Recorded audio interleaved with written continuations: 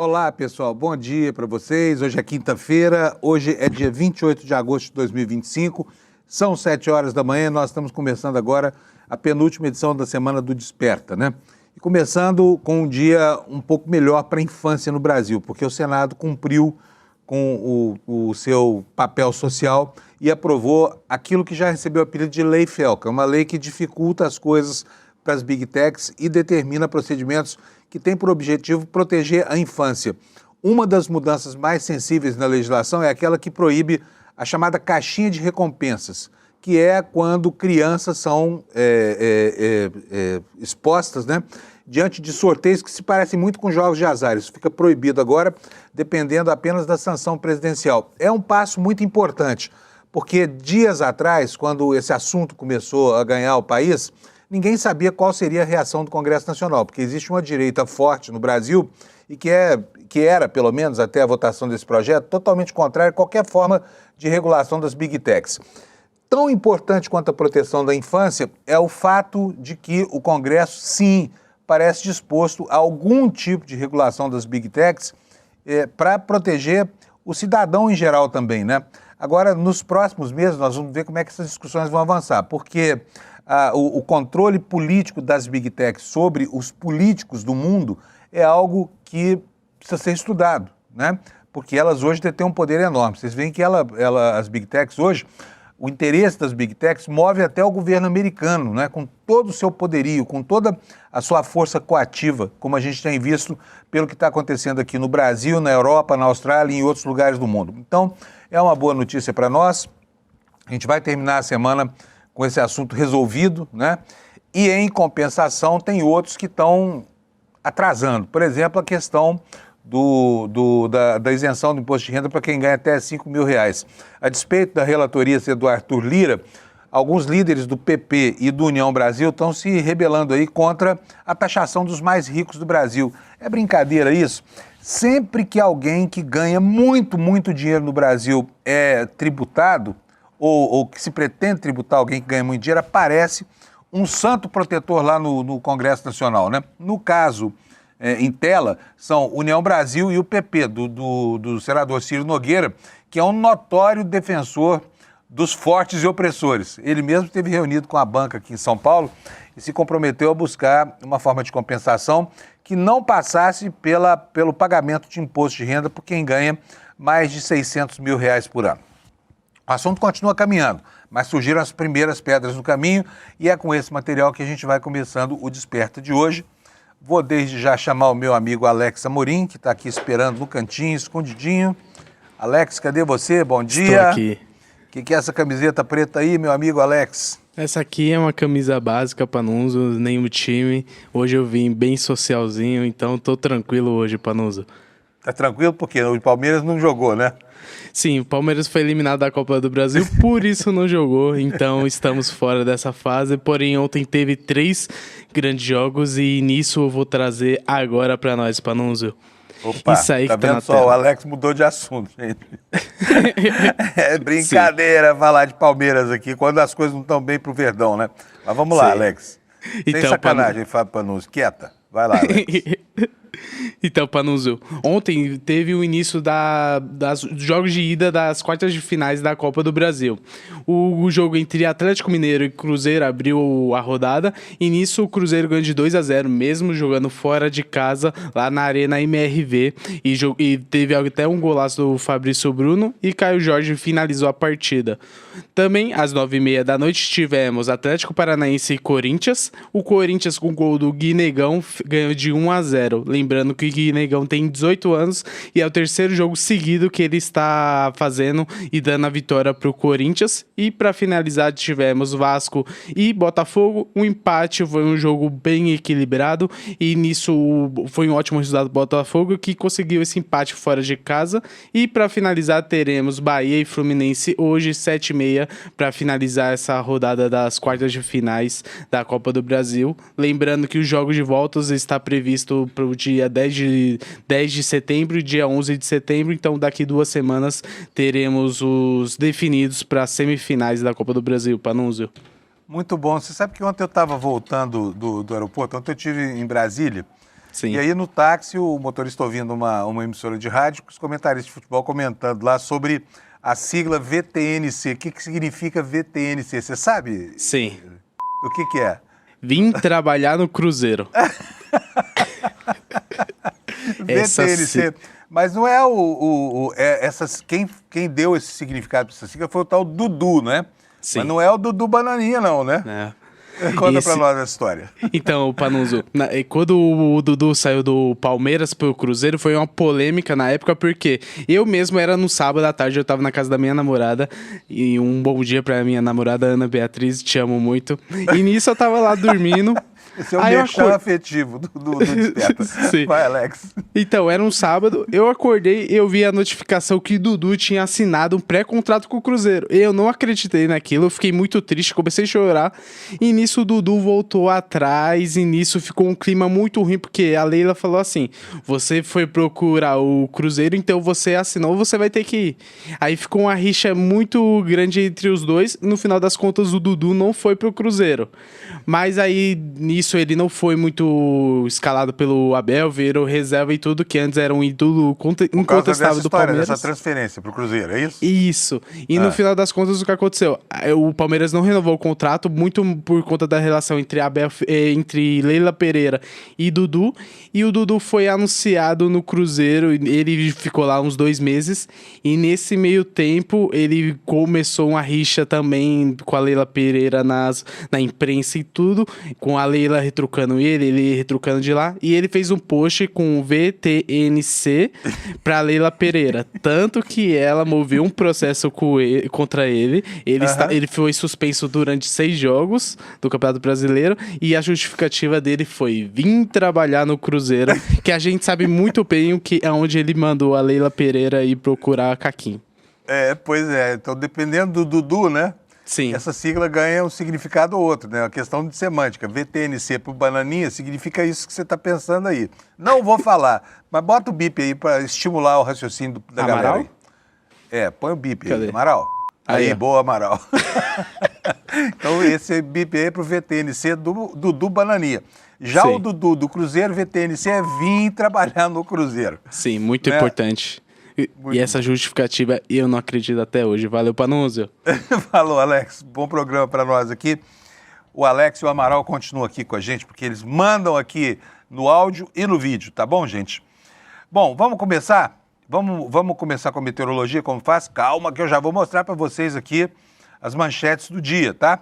Mas olha só que coisa linda esse mapa que está na tela. Quer ver só? Olha só que beleza, tá vendo só? Parece que o Brasil está se desmanchando em líquidos, né? Mas não é assim, não. Esse aqui é o mapa da previsão, é chamado previsão numérica que o INMET faz. Ele mostra pra gente aqui onde vai chover, onde não vai chover no Brasil. A gente pode ver que tá aí, ó, nessa faixa azul aqui no norte, chuvarada, né? Na calha norte até ao sul aqui, mas ainda não chove próximo a Rondônia e ao Acre, que é onde os rios estão muito secos, né? Aliás, por falar em secura, começou. Aqui em São Paulo, a Sabesp já começou a reduzir a pressão da água nas linhas. Para quê? Para tentar forçar uma economia de água que a população não entende, não adere. Nós tivemos aqui em 2015 uma situação de alto risco para a cidade. O governador de então, Geraldo Alckmin, precisou botar bombas nos reservatórios para tirar a última gotinha de água da reserva técnica desses reservatórios, né? E a situação caminha para isso. E o curioso é que a gente teve um ano de muita chuva, né? Choveu durante praticamente todo o inverno aqui em São Paulo, mas os paulistanos, especialmente aqueles que moram mais longe, em regiões mais altas, correm o risco de ficar sem água já em função da seca que promete por aí, né? E como a gente pode ver aqui, olha, no centro-sul do Brasil, não está previsto chuva hoje não, a não ser aqui nessa mancha aqui do estado de São Paulo, que, no entanto, não é suficiente para abastecer os mananciais que nos levam a água até a nossa casa, né? No mapa hoje dos avisos meteorológicos, olha, só tem um aviso aqui no extremo norte, entre Roraima e a Cabeça do Cachorro, de chuvas intensas, né? Que é o fenômeno normal esse ano. O resto do Brasil, todinho ele, sem previsão de nenhum evento extremo meteorológico, né?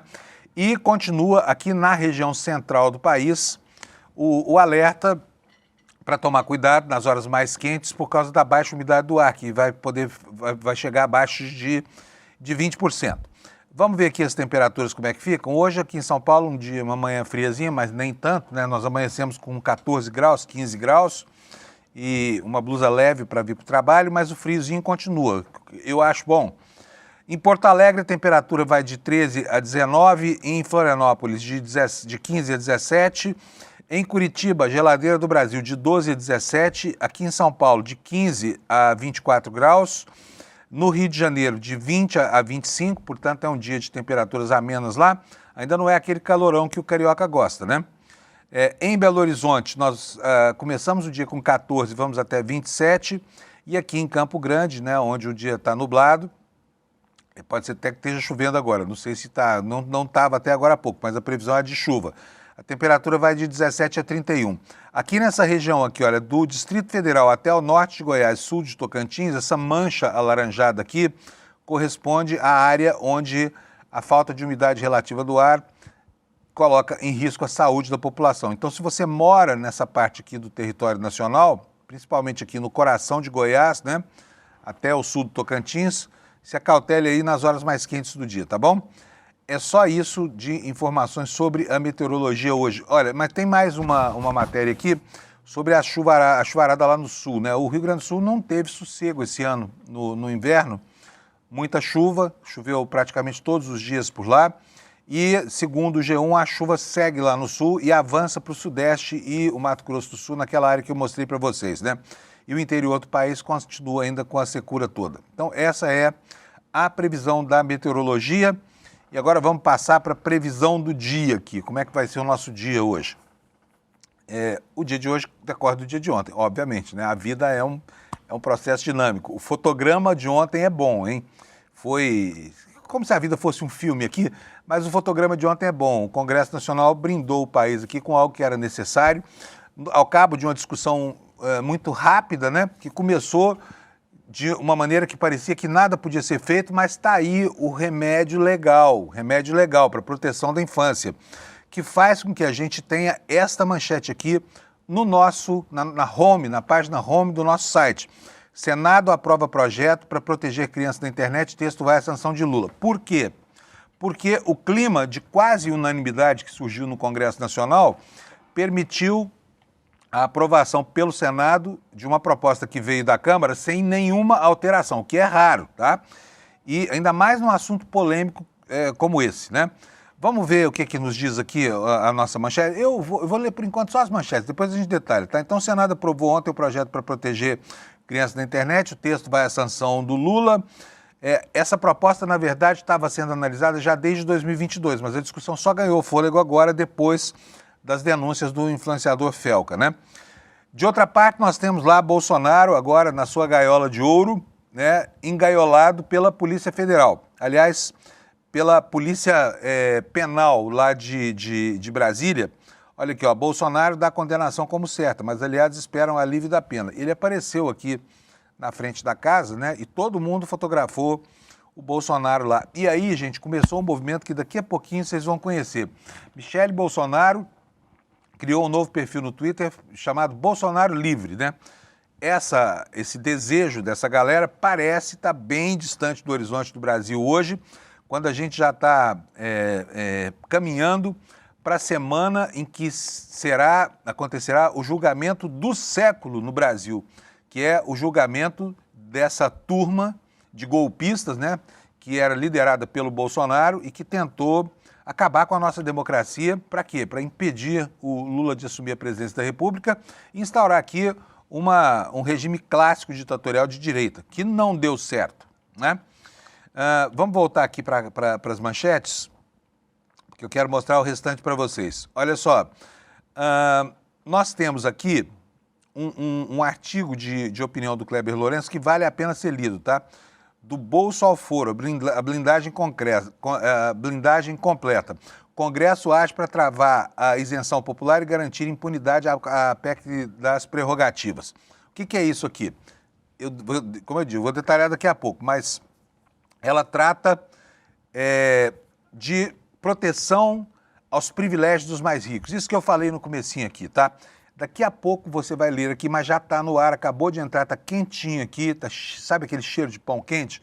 É essa notícia aqui do Kleber Lourenço. Vai lá e veja, porque esse assunto aqui merece a sua atenção, tá bom? Vocês vão ver como é difícil tirar dinheiro, né, a guisa de imposto de renda dos privilegiados brasileiros, dos mais ricos, né? Como tem gente que se sensibiliza com esses pobres coitados que não pagam imposto de renda só porque o governo vai tributá-los com no máximo 10%, num país em que qualquer Zé Mané paga 27,5% de imposto de renda se ganhar mais de 3 mil e poucos reais, tá? Leiam a opinião aqui do Kleber no nosso site, daqui a pouquinho eu compartilho ela com vocês, tá bom? Mas vamos voltar aqui para a página das manchetes, ver o que mais que nos reserva aqui a página principal do site do ICL Notícias. Lula reconduz Gonê na PGR. Isso aqui é uma situação protocolar, né? O presidente da República está reconduzindo o Procurador-Geral da República, com quem governou em plena harmonia, ao cargo de PGR, né? Paulo Gonê. Nessa quarta, o presidente Lula assinou a recondução de Paulo Gonê ao comando da PGR. Procurador já ocupa o cargo desde 2023. Mais um pouquinho e a gente vê a informação completa, tá? E por último, aqui uma análise com a opinião de juristas sobre essa tal PEC da impunidade. Essa PEC da impunidade é uma afronta à moralidade pública, né? Ela torna praticamente inimputáveis deputados e senadores do Brasil, porque tudo fica sujeito à autorização prévia do Congresso Nacional, até prisão em flagrante, hein? Quer dizer que o sujeito, se o parlamentar for pego, sei lá, como uns aí que, né, uns ou outros aí do Rio Grande do Sul ou de Goiás, que atropelam e matam alguém bêbados no volante, não pode prender, tá? Precisa pedir autorização para o Congresso se a PEC da impunidade passar. E aí, os juristas brasileiros estão indignados com isso, aqui pelo menos aqueles que estão comprometidos com o interesse público no Brasil, tá bom? Então, são essas as manchetes na capa do ICL. E eu vou começar a detalhar para vocês cada um dos assuntos. Vamos começar por essa história da impunidade, da PEC da impunidade. Aqui tem o título da matéria no site do ICL, esse aí que vocês estão vendo. Querem ficar acima da lei. Câmara planeja votar o pacote da impunidade. Kleber Lourenço está mostrando para a gente como é que o assunto, como é que a banda toca. A Câmara dos Deputados se prepara para votar um conjunto de medidas que, na prática, reinstalam uma barreira contra investigações e processos criminais envolvendo parlamentares. O centro do acordo é a PEC das prerrogativas, reapresentada a partir de 2021, que recoloca no jogo a exigência de autorização prévia do Congresso para que uma ação penal contra deputado ou senador seja aberta. A medida é tratada nos corredores do Legislativo como parte de um pacote mais amplo de autoproteção, apelidado pelos críticos de pacote da impunidade, ou PEC da impunidade. Essa proposta recupera um cenário que é anterior a 2001, a emenda constitucional 35/2001, porque até então processos só avançavam se a Câmara ou o Senado autorizassem, algo raríssimo, segundo dados históricos. Tirar esse quadro daqui. Com a mudança aprovada em 2001, as denúncias passaram a ser recebidas diretamente pelo Supremo Tribunal Federal. E aí os parlamentares só podiam intervir depois, quando a investigação já tivesse instalada, né? Pedindo a suspensão do processo. Agora a blindagem pretende devolver ao Legislativo a chave que permite ou não o início de uma investigação formal, recolocando o poder político como porteirão, né, do sistema judicial. Quais são os pontos previstos por esse pacote? Presta atenção para você ver como é bom, se você é um sujeito que está enrolado com a justiça, que devotou sua vida ao crime, né, concorrer a uma vaga de deputado e senador. Sabe? Porque é muita dificuldade para punir alguém, inclusive em situação de flagrante delito. Vamos lá. O que é preciso para um deputado hoje responder a um processo? Hoje não, né, no caso de aprovação dessa PEC. Licença para processar. A ação penal só existiria se os deputados e senadores derem um aval. Sem isso, o processo é arquivado antes de começar, tá? Inimputabilidade. Prisão em flagrante restrita. Detenção só será possível em caso de crimes inafiançáveis, como, por exemplo, racismo, terrorismo, tráfico de drogas. E ainda assim, caberá à casa, em 24 horas, manter ou não o parlamentar preso. Nós já tivemos o caso aí de gente que teve helicóptero apreendido cheio de cocaína, vocês se lembram disso? Aliás, nunca deu em nada. Acabou com a punição só do piloto da aeronave, né? Hoje, casos como esse não começariam nem a investigação, seria proibido investigar para saber se há crime ou se não há crime, tá? Olha, o afastamento cautelar do parlamentar também fica proibido. Nenhum juiz desse país, inclusive os da Suprema Corte, terá poder de suspender um parlamentar do exercício do mandato, mesmo diante de provas de obstrução ou destruição de evidências. Quer dizer, se eles estiverem lá tentando obstruir o processo judicial, não tem problema. Para eles são deputados, senadores, está tudo beleza, tá? Não tem problema nenhum. Cautelares travadas. Medidas que afetem diretamente o mandato, como restrições de comunicação ou afastamento de funções, é mais ou menos o que está acontecendo com o Bolsonaro, que não tem mandato, mas está sofrendo essas medidas aqui. Elas só terão validade após a confirmação pelo plenário do Supremo Tribunal Federal. Antes disso, provas podem ser comprometidas. Mandados sob amarras, buscas em gabinetes e residências parlamentares dependerão exclusivamente do Supremo e terão de ser acompanhados pela Polícia Legislativa. Então, aqui só muda essa questão de ter a Polícia Legislativa junto, né? Quer dizer, a Polícia Federal não pode mais visitar um gabinete ou a casa de um deputado ou senador se não tiver junto um policial legislativo, né? E aí fica aqui a pergunta, por exemplo, como é que fica a busca e apreensão em um escritório político fora de Brasília, na base eleitoral do deputado ou senador? Isso simplesmente inviabiliza esse tipo de trabalho, né? Porque tem que primeiro avisa a Polícia Legislativa, olha, amanhã vamos lá no deputado Zé das Couves, manda lá seu pessoal, porque senão a gente não pode entrar na casa dele ou no escritório e está a prova dos crimes que ele está cometendo, ou da corrupção que ele está cometendo, tá? Vamos ver o que mais que nos conta aqui o Kleber. Ele diz o seguinte, na sua reportagem, na capa do ICL. O debate sobre foro privilegiado corre em paralelo, mas tende a perder fôlego. A proposta de transferir os processos para a primeira instância não deve avançar. Eu quero lembrar a vocês que um dia, no passado, 20 e tantos anos lá para trás, foi justamente a perspectiva de persecução por juízes de primeira instância que fez com que o Congresso desse o foro privilegiado aos parlamentares, para livrá-lo, né, do, digamos assim, entre aspas, assédio do juizinho da base eleitoral que podia colocar, sei lá, a incolumidade, né, comercial, o bom nome do parlamentar em risco, e aí tudo foi transferido para o Supremo Tribunal Federal. Agora, para se livrar do Supremo, que está numa fase cidadã, os deputados querem devolver, pelo menos uma parte dele, devolver o foro para a justiça comum, né? Mas essa proposta já está sendo vista com maus olhos. Eles não querem ter o juizinho lá da primeira instância atuando nesse processo e pode ser que esta parte da proposta não avance, né? Parlamentares avaliam que seria arriscado abrir esse precedente no atual contexto, em que muitos enfrentam processos sensíveis. A leitura é de que a blindagem real acontecerá via controle político sobre o início das ações penais e o esvaziamento das medidas judiciais e não pelo deslocamento do foro. Assim, a expectativa é de que a regra continue exatamente como está. Fica lá no Supremo, né, mas só em último caso, porque vai ser praticamente impossível abrir uma investigação contra um deputado ou um senador. E aqui temos opiniões de especialistas, aqui de juristas, e um gráfico que vai mostrar para vocês a diferença, né, entre esse controle político ou apenas o controle jurídico desses assuntos. O que nos diz aqui o Kleber? A professora de Direito Constitucional Damares Medina ressalta que os dados históricos não deixam margem para dúvida. E isso você pode ver aqui nesse mapa. Olha, vou diminuir um pouquinho aqui as letrinhas da minha página para que o mapa caiba aí. Vamos lá, o que esse mapa nos diz e que a professora fala? Os números demonstram que quando a chave fica nas mãos dos próprios parlamentares, os processos simplesmente não existem. Ela também observa que o vale entre 2020 e 2022, que é todo esse período aqui, olha, tá vendo aí, olha, que quase não houve ações judiciais contra parlamentares,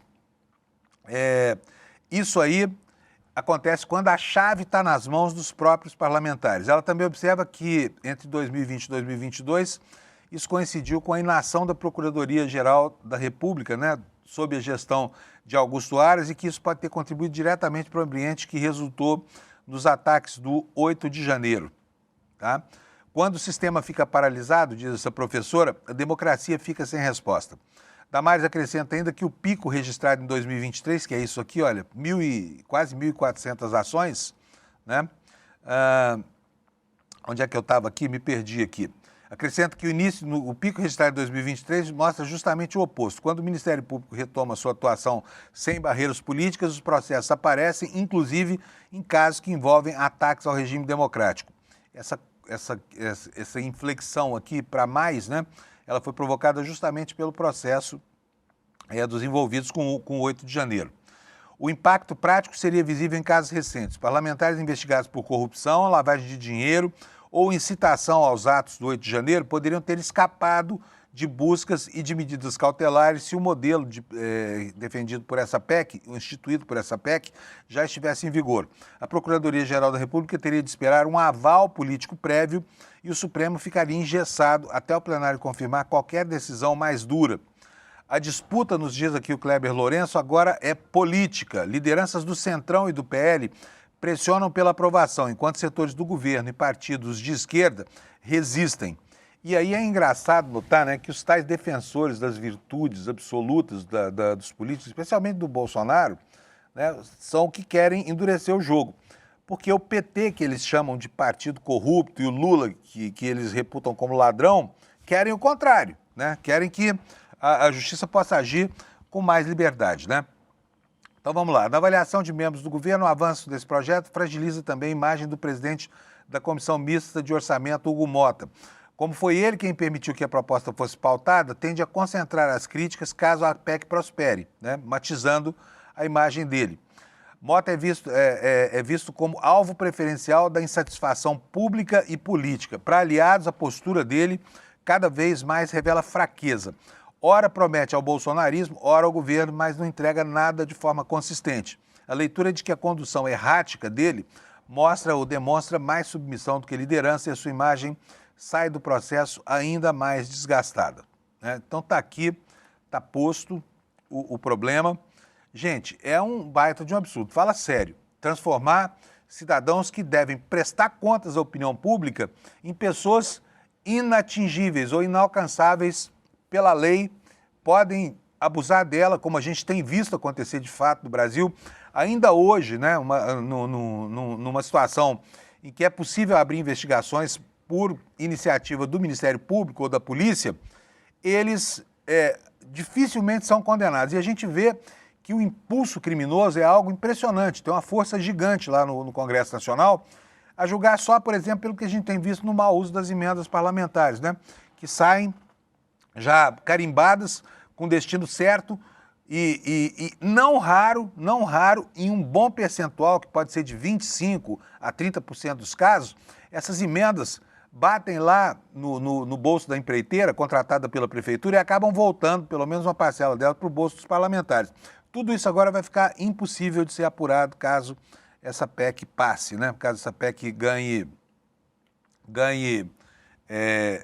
a aprovação da maioria dos deputados e senadores.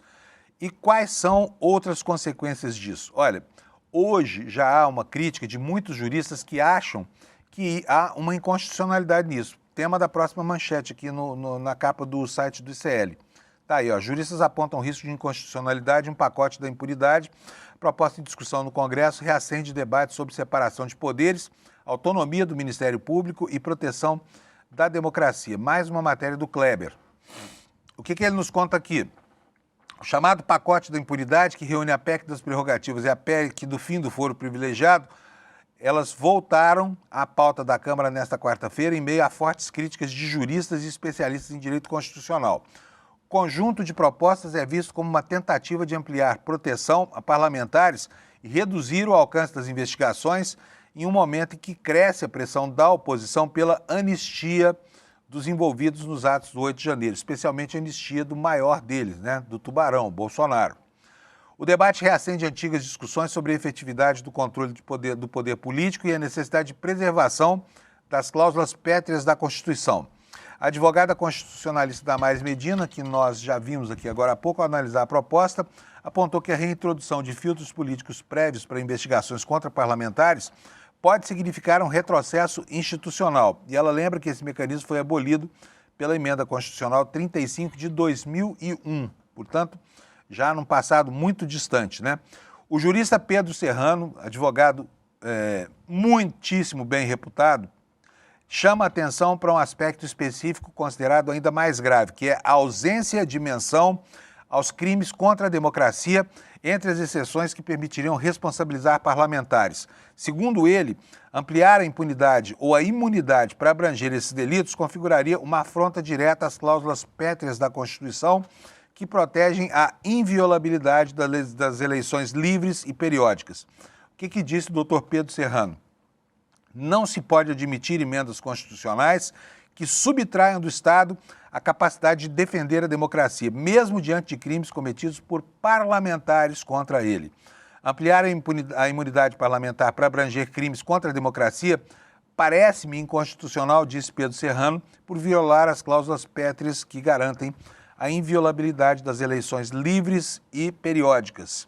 A advertência traz à tona o risco de o Congresso criar um escudo que fragilize os mecanismos institucionais de proteção ao regime democrático. Agora vamos tratar de um assunto colateral aqui. Bom, nós estamos aí há pouquíssimos dias, né?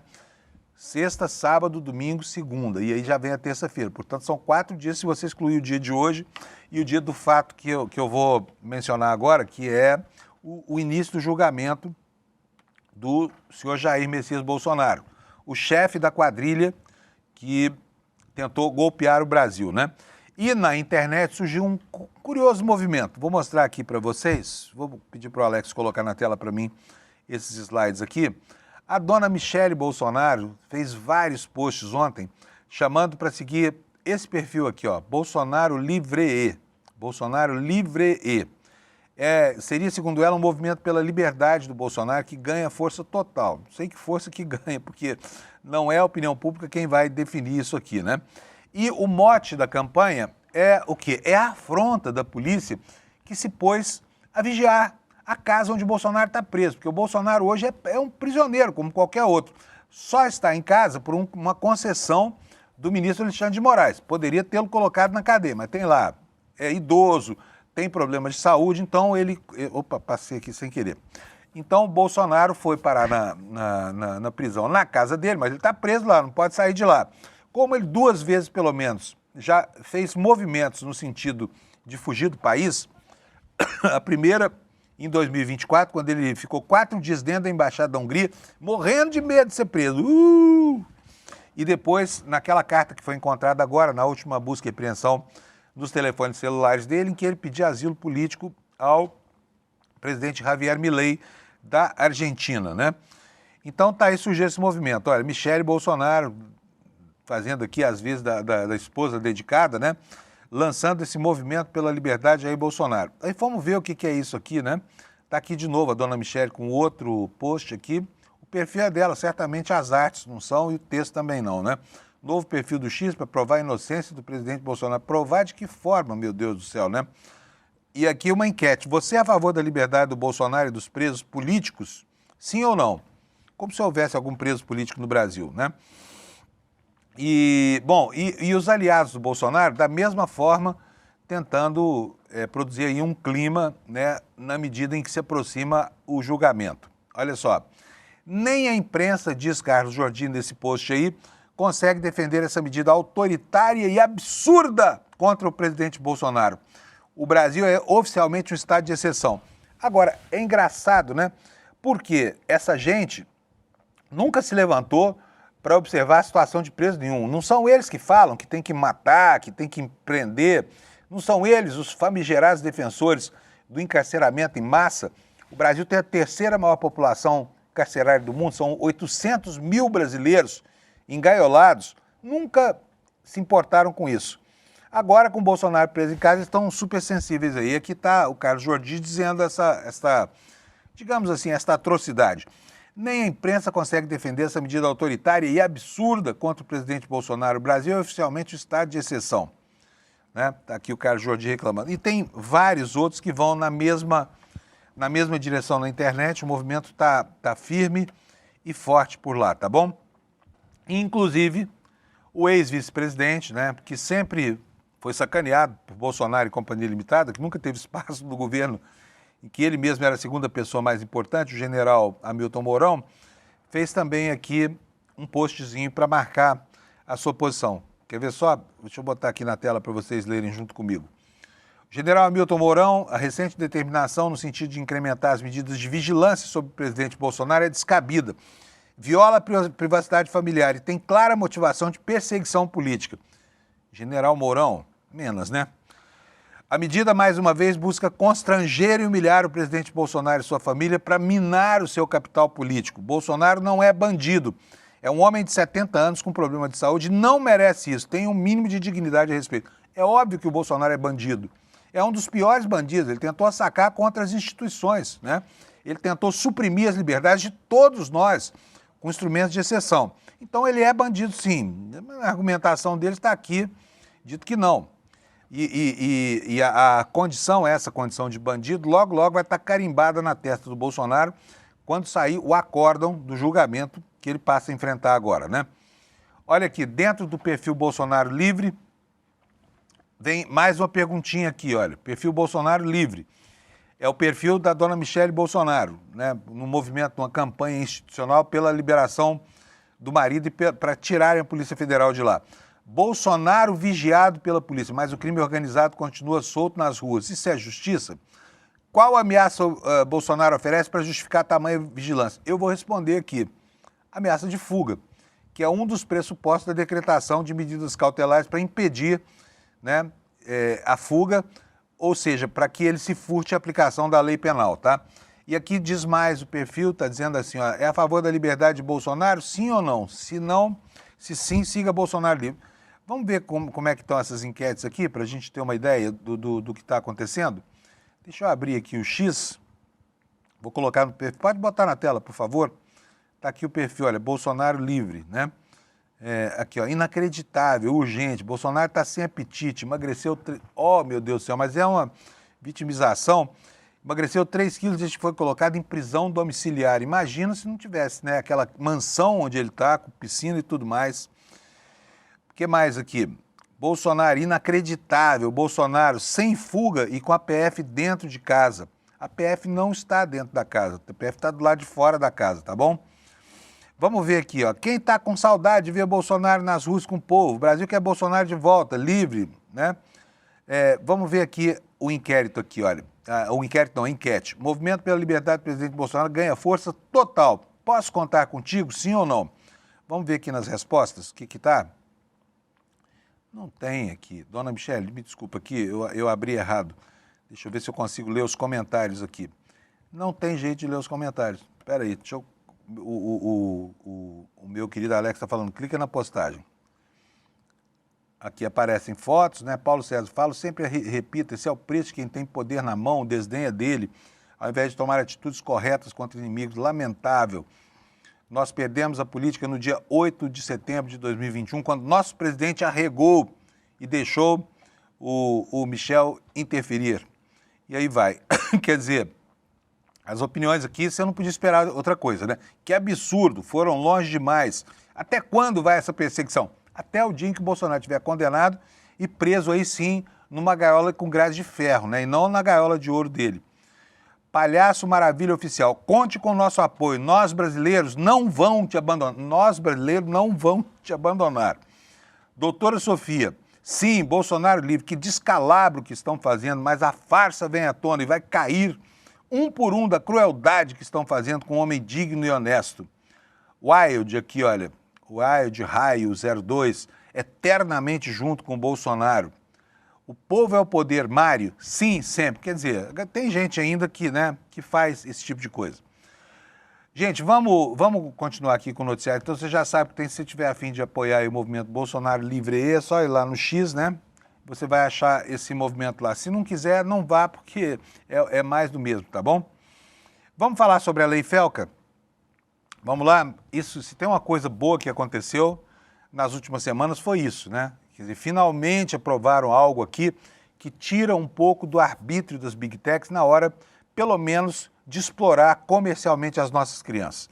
E nós temos aí na nossa tela a manchete sobre isso, uma manchete justa. O Senado aprova projeto para proteger crianças na internet. O texto vai agora à sanção de Lula. Essa proposta começou a ser analisada em 2022, mas só ganhou tração muito recentemente depois daquele documentário do Felca, e por isso esse pacote há de ser conhecido para sempre como Lei Felca. Matéria da Folha Press, aqui no site do ICL. O Senado aprovou nesta quarta-feira o projeto de lei que busca proteger crianças e adolescentes em meios digitais. A proposta começou a ser analisada em 2022, só ganhou tração recentemente depois do vídeo do Felca. O tema ficou conhecido como adultização. O texto obriga as plataformas digitais a adotarem mecanismos para impedir acesso de crianças e adolescentes a conteúdos inadequados, além de estabelecer regras gerais para o uso de recursos virtuais por esse público. Empresas que não cumprirem as determinações estarão sujeitas, em casos mais extremos, a uma multa de até 50 milhões de reais por infração e até mesmo a proibição de operar no país, segundo o texto. Também é determinada a criação de uma estrutura estatal responsável pela aplicação das regras, o que demandará a discussão de uma lei específica para o seu funcionamento. A aprovação pelo Senado foi por votação simbólica, ou seja, como na Câmara também, não houve necessidade de contar os votos. E encerra as discussões sobre o projeto no Congresso Nacional. Os senadores Carlos Portinho, do PL do Rio de Janeiro, Eduardo Girão, do Novo, do Ceará, e Luiz Carlos Reins, do PP do Rio Grande do Sul, pediram para registrar que eram contra a proposta, ou seja, a favor do direito de explorar crianças pelas Big Techs, Esse novo núcleo global de poder, chamado Big Techs.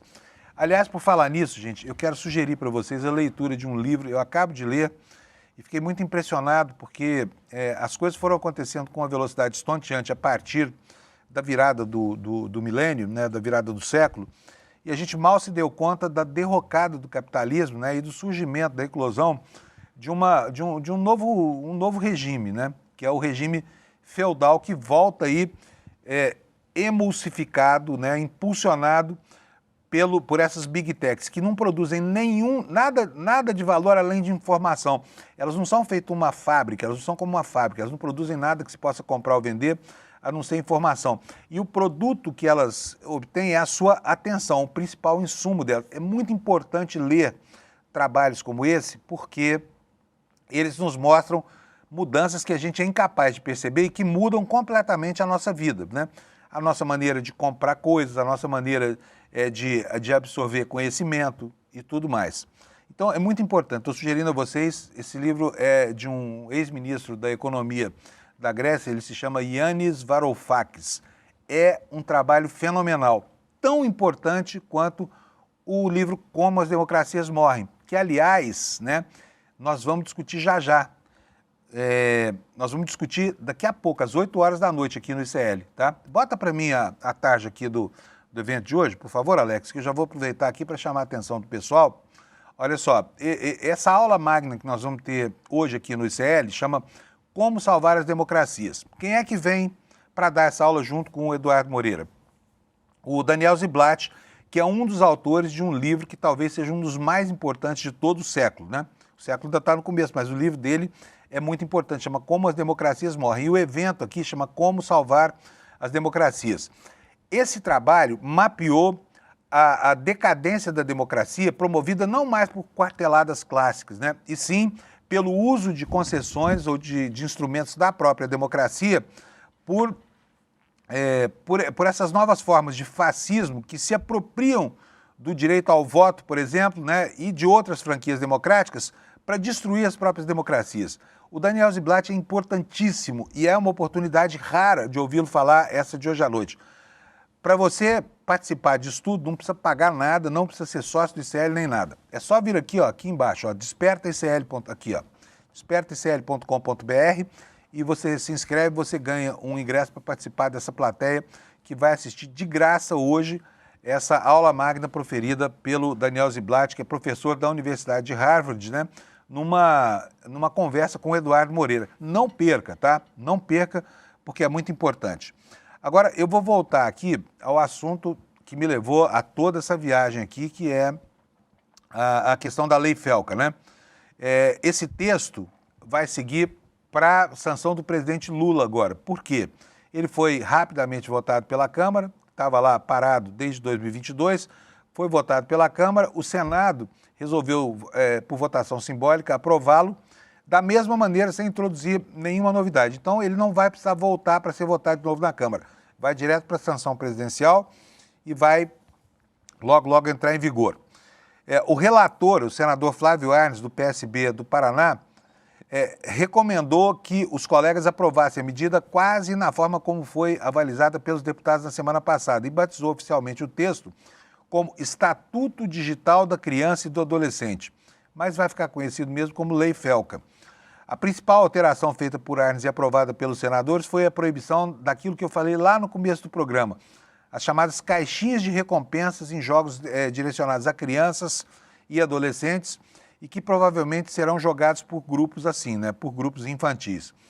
O que são essas caixinhas de recompensas? São eventos, explica aqui a matéria, normalmente pagos, em que o jogador participa de um sorteio virtual para obter ou não um item necessário para avançar num jogo. Por exemplo, o exemplo citado aqui é o seguinte, o jogo de espadas, né? É quando o garoto consegue uma espada mais poderosa, que permite matar mais adversários.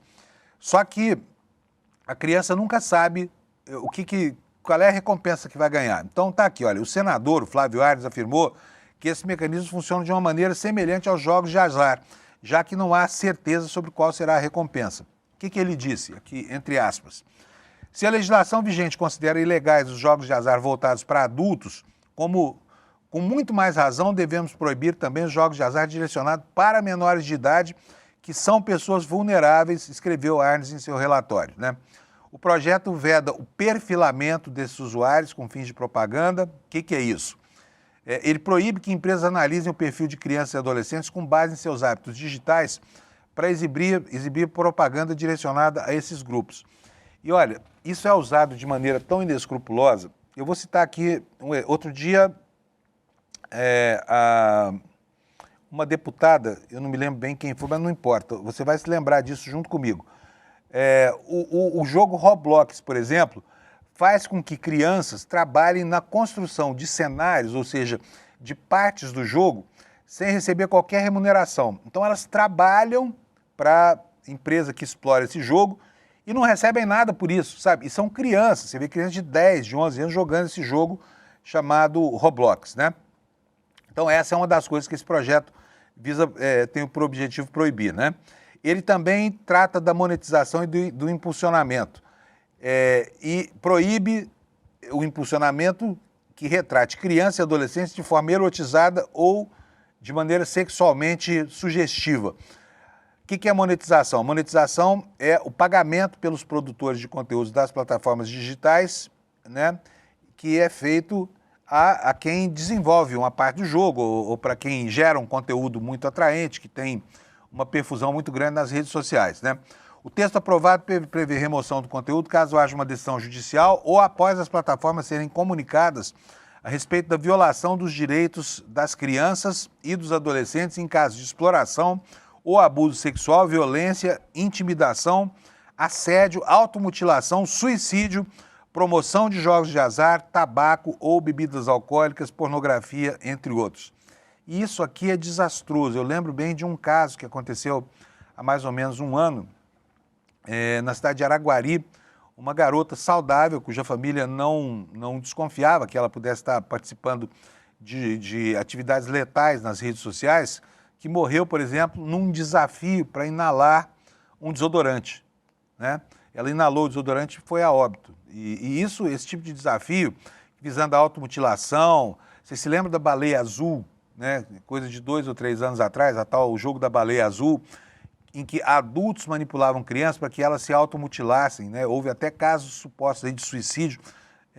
Então, tudo isso é muito triste, tudo isso fica banido do cenário com essa legislação que visa coibir esse tipo de conduta, né? Aqui tem algumas anotações de opiniões de parlamentares. Olha, vou dizer aqui para vocês, pode até parecer estranho, porque a direita brasileira é avessa a qualquer tipo de controle, mas não nesse caso, né? E aqui vou registrar. Olha aqui, uma opinião da Damares Alves, do Republicanos. Quando a classificação indicativa passou no Congresso Nacional, ainda tinha gente decidindo que isso vai nos censurar. Graças a Deus, segundo ela, a classificação indicativa passou e foi uma bênção. A gente agora está fazendo a mesma coisa, declarou a senadora Damares Alves, tentando se justificar para o eleitorado que é avesso a qualquer forma de regulação, né? O líder do PL na Câmara, Carlos Portinho, ele expôs uma divergência nesse ponto. Ele disse o seguinte, ó, não estou nada seguro para votar a favor desse projeto porque isso me cheira a cavalo de Troia. Depois que abrir essa porteira para o controle das redes sociais, não se fecha nunca mais. E aqui vem o fulcro da questão. É muito importante defender a infância, mas tão importante quanto defender a infância é saber que no Congresso Nacional existe sim abertura para regulação dos efeitos deletérios dessas tais big techs, né? Que desafiam, inclusive, né, a jurisdição das nacionalidades, que desafiam a institucionalidade, o poder, por exemplo, de entidades como um tribunal constitucional que fica impedido de aplicar a Constituição e até a lei penal em um país, o que não acontece só no Brasil, acontece no mundo inteiro, tá bom? Gente, agora eu vou falar sobre um outro projeto do imposto de renda, da isenção do imposto de renda para quem ganha até R$5.000. Vocês viram que ele andou e agora, pumba, de repente deu uma paradinha lá no Congresso Nacional e parecia ser uma iniciativa consensual tão forte que deveria ter tido o mesmo desfecho que esse projeto da adultização, né? A chamada Lei Felca, que já está aí prestes a começar a vigorar. O que aconteceu com o projeto da isenção do imposto de renda? Tem gente jogando duro ali, sabe? Apesar da relatoria ser do Lira. Olha só essa matéria aqui do Estadão. Como o projeto de isenção do IR saiu do aparente consenso e volta a empacar na Câmara. É incrível, né? Como uma coisa de tão significativo apelo popular possa, de repente, dar essa refreada aí. O que diz aqui o intertítulo da matéria? Os líderes do Centrão reabriram o debate sobre a tributação da alta renda. Não querem que os multimilionários paguem imposto de renda. E o PP, partido do Ciro Nogueira, o partido dos milionários brasileiros, insiste em subir a contribuição cobrada de bancos. Parece uma coisa de socialista, de comunista, mas não é não. Por que ele não quer? Por que ele quer que os bancos sejam mais... Eles, né, querem que os bancos sejam taxados com mais vigor para isentar as pessoas físicas, os milionários, tá? De ter que pagar imposto de renda que você certamente paga todo santo mês já descontado no seu contra-cheque, né? E o PL, o partido do Bolsonaro, fala em taxar as bets ou derrubar todo tipo de compensação para cobrir a renúncia fiscal. Ou seja, o PL não quer que ninguém pague nada por isso, tá? Deixa lá, dá isenção, mas ninguém precisa cobrar dos ricos também. Vou ler aqui para vocês a matéria do Estadão. Ela diz o seguinte: a tramitação em regime de urgência do projeto de isenção do imposto de renda para quem ganha até 5 mil mensais, aprovada de forma simbólica e sem despertar conflitos na Câmara dos Deputados na semana passada, parecia indicar a votação em plenário nesta semana sem obstáculos, como aconteceu com a Lei Felca. Com o experiente deputado Arthur Lira à frente do projeto, a expectativa era de que essa proposta seria votada com poucas alterações. Só que não, né? Porque aí dois líderes do Centrão, empoderados pela federação do PP com o União Brasil, decidiram reabrir a discussão sobre a tributação da alta renda, que é uma medida de compensação à renúncia fiscal da isenção do imposto de renda. Quem são os dois? Anota aí esses nomes. Alô, pessoal do Piauí, Ciro Nogueira, hein? Olha só o que esse cara está fazendo. Alô, pobres do Piauí, não percam esse senhor de vista. Ciro Nogueira e Antônio Rueda. Quem é o Rueda? O Rueda é o presidente do União Brasil e o Ciro Nogueira é o presidente do PP. Eles dois avisaram, aliás, que vão insistir em alternativas à tributação dos mais ricos. Procurado pela reportagem do Estadão, Rueda não comentou. Mas o Ciro Nogueira afirmou que esse é o discurso do governo Lula para evitar que a proposta dele de tributar os grandes bancos avance. O PP vai insistir na tese de subir a contribuição social sobre o lucro líquido, a CSSL, que é cobrada dos grandes bancos com lucros acima de 1 bilhão. Portanto, são só os maiores, tá? Os menores não. O assunto chegou a ser discutido na comissão especial que tratou do projeto do IR antes do recesso parlamentar de julho, só que não prosperou. A ideia era usar a arrecadação para reduzir a taxação da alta renda. Lira, que é um dos influentes políticos do PP, foi por outro caminho. Ele manteve a tributação de até 10% sobre dividendos da alta renda e de investidores estrangeiros, mas fez concessões ao agronegócio, retirando da cota dos mais ricos a maior parte da renda do produtor rural. A proposta do governo mantida no relatório de Lira prevê que quem ganha a partir de 600 mil por ano, que corresponde a um salário de 50 mil por mês, e paga menos IR do que o previsto para a sua faixa de renda, deverá ser tributado adicionalmente. A alíquota é crescente e chega a 10%, mas só para quem ganha a partir de R$1.200.000 por ano. Ou seja, R$100 mil por mês ou mais. O deputado Cláudio Cajado, do PP da Bahia, afirmou que já elaborou uma emenda para apresentar na votação em plenário.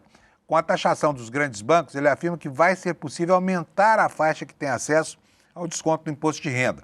Esse limite foi elevado de 7 mil para 7.350 por lira, com o argumento de que o projeto original do governo escondia um excesso de arrecadação. O que ele disse sobre isso? Ele falou: o governo está querendo arrecadar mais do que precisa para esse projeto. O que diz esse deputado? Queríamos reduzir a alíquota de tributação sobre a alta renda, mas Lira teve receio da narrativa e preferiu usar o excesso de arrecadação para aumentar o limite. Espero que ele aceite agora a minha proposta de usar a CSLL para ampliar o limite para R$ 7.590, o que pode ajudar 500 mil de pessoas, disse o deputado Cajado. A contrariedade do PP e do União Brasil encontrou eco na oposição mais radical, que acredita que a compensação é um problema do Lula, tá? Quer deixar a conta para o governo pagar sem apontar de onde vai sair o dinheiro. O PL elaborou uma emenda ao texto que vai ser levada à votação em plenário para derrubar qualquer tipo de compensação, e isso custaria 25,8, quase 26 bilhões de reais ao governo no ano que vem. Vamos seguir mais um pouquinho aqui com as opiniões desses deputados de direita. Joaquim Passarinho, deputado do PL, partido do ex-presidente Bolsonaro, afirma que o partido é contra qualquer tipo de tributação, mas a opinião dele é de que é preciso encontrar uma solução para não ferir o princípio da neutralidade, ampliar gastos sem previsão de receita. Ele integra um grupo de políticos que prefere tributar as bets, as empresas de apostas online, para compensar a isenção do IR. Ou seja, gente, tudo para deixar quem ganha muito livre dessa história tosca de pagar imposto de renda, porque pagar imposto de renda no Brasil é para ralé, é para o andar de baixo, é para os pobres, né? Esse sim é que tem que sustentar a máquina pública, porque os ricos dela só precisam mesmo do asfalto lisinho nas rodovias, da água tratada no cano da casa e do esgoto, né? Para não incomodar. Assim mesmo com imposto, com o esgoto, eles não se incomodam muito, não. Então é isso, gente. Assim começamos esta quinta-feira, nesse clima, né? E você já está bem informado, já pode discutir esses temas com seu colega de trabalho daqui a pouco, quando chegar ao trabalho. E aproveita para dizer para ele do nosso evento de hoje, tá? 8 da noite, vou repetir, Como Salvar as Democracias, uma aula magna com o professor Daniel Ziblatt, da Universidade de Harvard, com a participação do Eduardo Moreira. E você na plateia, não precisa pagar nada, não precisa ser da comunidade, não precisa nada, é só assistir. E para assistir você pega lá o seu link, o seu ingresso no despertaicl.com.br, tá bom? Assim eu me despeço de vocês, desejando uma ótima quinta-feira, dizendo que vem aí o N1 e eu volto amanhã às 7 horas da manhã para a gente encerrar a última semana antes do julgamento de Jair Messias Bolsonaro, aquele que tentou golpear a democracia brasileira. Tchau, obrigado pela audiência, até amanhã.